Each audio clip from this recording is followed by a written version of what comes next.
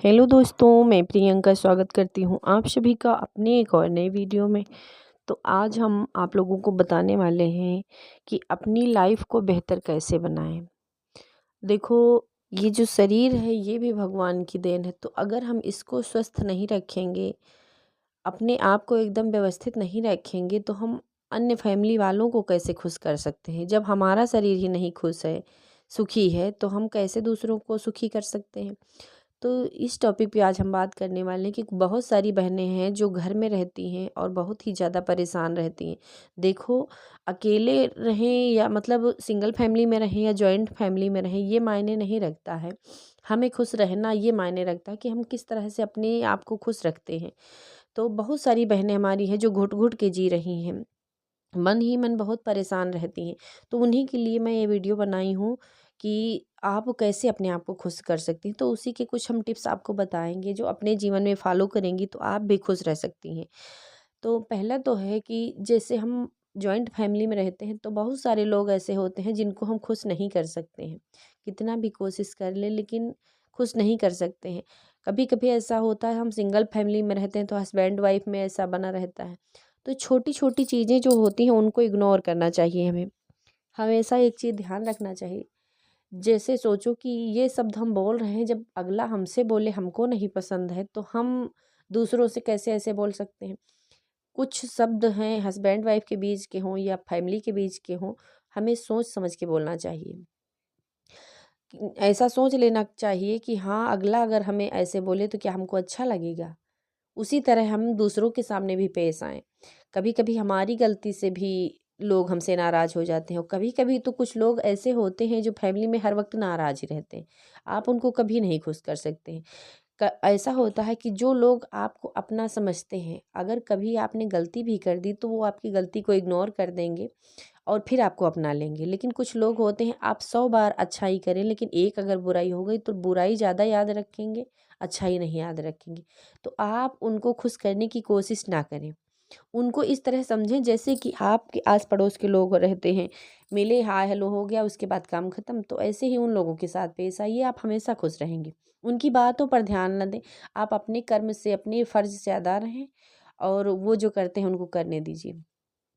देखो, जब उनकी बात हम हमेशा अक्सर हम उन्हीं लोगों से परेशान रहते हैं जो छोटी छोटी बातों को लेके गुस्सा करते हैं। फिर हम उन्हीं के ऊपर ध्यान रखते हैं कि हाँ, ये गुस्सा हो गया, इनको कैसे मनाएं, उनके आगे पीछे नाचते रहते हैं। ऐसा नहीं करना है यार। जो नाराज़ हो गया उसको नाराज़ होने दो, कुछ देर बाद वो अपने आप सही हो जाएगा। कुछ लोग ऐसे होते हैं जिनको आप बार बार मनाएंगे तो कुछ ज़्यादा ही अदा दिखाते हैं।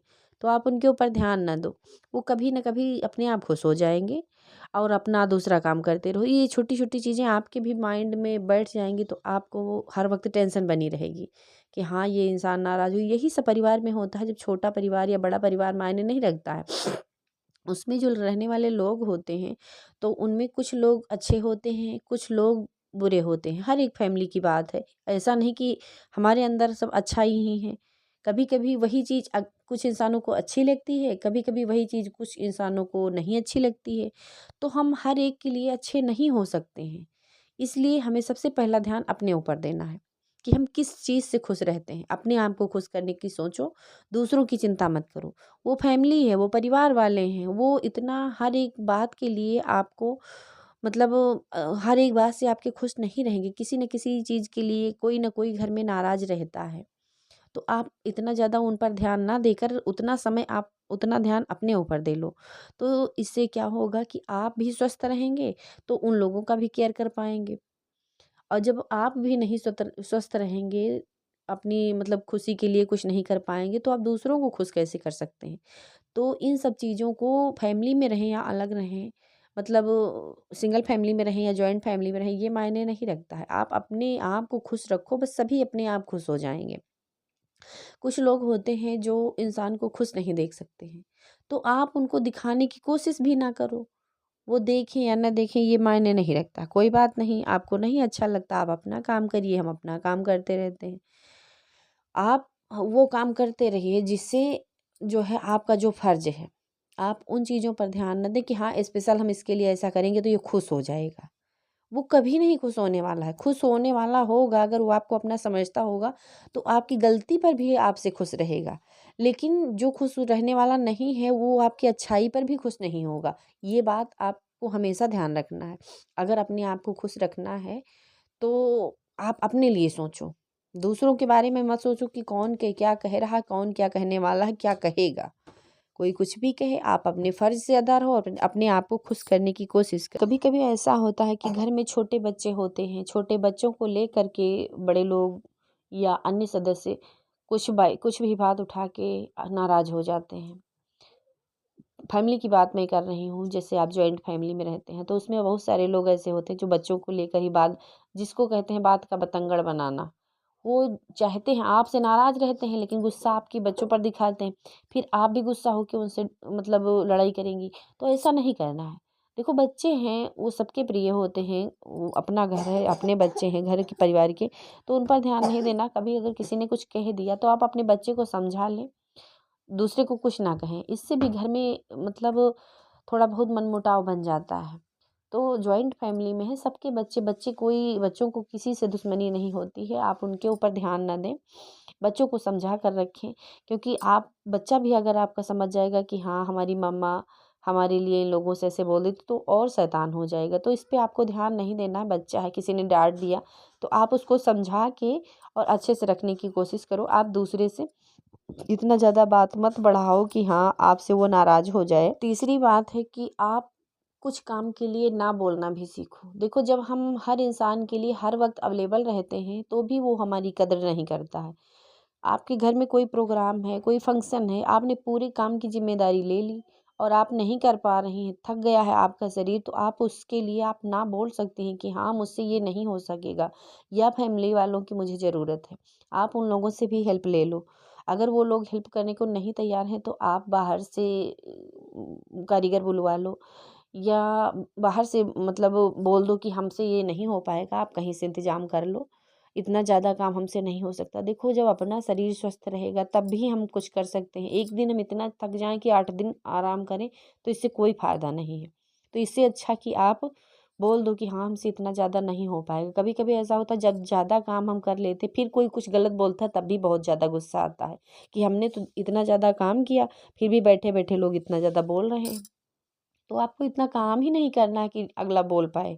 आप ऐसा करें कि जितना आपसे हो सके उतना ही करें। और हर एक इंसान के लिए एकदम फटाफट अवेलेबल ना रहे कि हाँ हम थके भी हैं, इतना थक के आए हैं उसके बावजूद भी हम ना नहीं कर सकते हैं। जो समझने वाला इंसान होगा वो आपको ऐसे ही समझ जाएगी कि हाँ थका है, इसने ना कर दिया, इस शायद इसके अंदर इतनी हिम्मत नहीं है काम करने की, तो वो नाराज़ नहीं होगा। लेकिन जो नाराज़ होने वाले इंसान होंगे, आप हर वक्त अवेलेबल रहेंगे, एक चीज़ के लिए अगर ना किया तो भी नाराज़ हो जाएंगे, तो उन पर ध्यान नहीं देना है।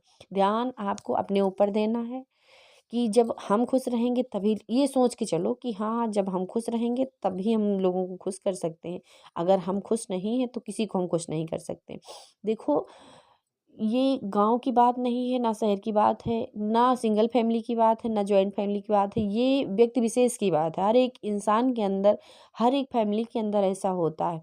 जैसे 10 लोग हैं तो 5 तो नाराज़ ही रहेंगे। चाहे वो इधर के हों या उधर के, कभी इधर के कभी उधर के, वो नाराज़ रहते ही हैं। तो उनको खुश करने की ना सोचो, कभी खुश हो जाएँगे।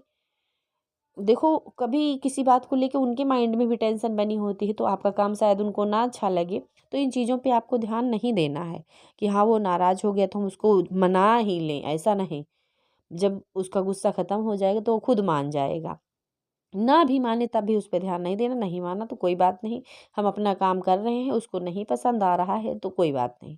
आप अगर कुछ बोल रहा है तो आप कह भी दो, ठीक है हम ऐसा कर रहे हैं, अगर आपको नहीं पसंद आ रहा है तो आप अपने हिसाब से कर लेना, ना करना भी सीखो। देखो कभी-कभी ऐसा होता है कि ना करने से भी हमारे बड़े-बड़े काम बन जाते हैं। तो हर वक्त चुप रहना भी, चुप रह के सहना, इससे घुटन होने लगती है। देखो हर, मैं उन हाउसवाइफ़ के लिए बोले, बहुत सारी बहनें हमारी हैं जो घर में रहकर सिर्फ़ घुट-घुट के जी रही हैं। इससे ये होता है कि हाँ, सारे काम के बर्डन भी उसके उनके ऊपर है, फिर भी वो सँभाल नहीं पाते, उसके बावजूद उन घरवालों से ताने सुनने पड़ते हैं। तो ये सब चीज़ें एक आम बात है, हर फैमिली की बात है। तो उन पर हमको ध्यान नहीं देना है, अगर हमें परिवार चलाना है, उन पर ध्यान नहीं देना, उससे हट के हमें कुछ करना है। देखो अपना ज़्यादा से ज़्यादा समय अपने में लगाओ। फैमिली के साथ ज़्यादा बैठोगे, ज़्यादा उठोगे, ज़्यादा बैठोगे या ज़्यादा बातें करोगे तो उससे बिगाड़ होगी। तो आप ऐसा सोचो कि हाँ, ज़्यादा से ज़्यादा समय हमें अपने लिए देना है। अपना टाइम अलग निकालो, एक कुछ चाहे कुछ करो उस टाइम में, चाहे कोई बुक वगैरह पढ़ो या अपनी पढ़ाई अगर कर रहे हो तो उसके बारे में पढ़ो। फैमिली से थोड़ा हट के रहो, बस उतना ही रहो जितना ज़रूरी है। ज़्यादा उनको टाइम देने की कोशिश ना करो, क्योंकि हर वक्त साथ में रहना, अगर हर वक्त आप ज़्यादा उनमें घुल मिल के रहोगे तब निपट नहीं पाएगी। तो ज़्यादा से ज़्यादा टाइम आप अपने लिए देने की कोशिश करो। तो अगर मेरा वीडियो आप लोगों को अच्छा लगा हो तो मेरी प्यारी बहन सब्सक्राइब कर लेना, लाइक करना और एक प्यारा सा कमेंट कर देना। मुझे आप लोगों के ऊपर बहुत ज़्यादा उम्मीदें हैं कि आप लोग शायद हमें आगे बढ़ाने की कोशिश करें। तो मेरी बहनों से, मेरे भाइयों से मेरी रिक्वेस्ट है कि प्लीज़ सब्सक्राइब करें, ज़्यादा से ज़्यादा मेरा सपोर्ट करें और एक प्यारा सा कमेंट कर देना। कमेंट से मुझे भी बहुत मोटिवेट मिलता है कि शायद आप लोगों ने मेरा पूरा वीडियो देखा, तो वीडियो को फुल वॉच करना, प्लीज़ लाइक करना। तब तक के लिए बाय, मिलते हैं नेक्स्ट वीडियो में।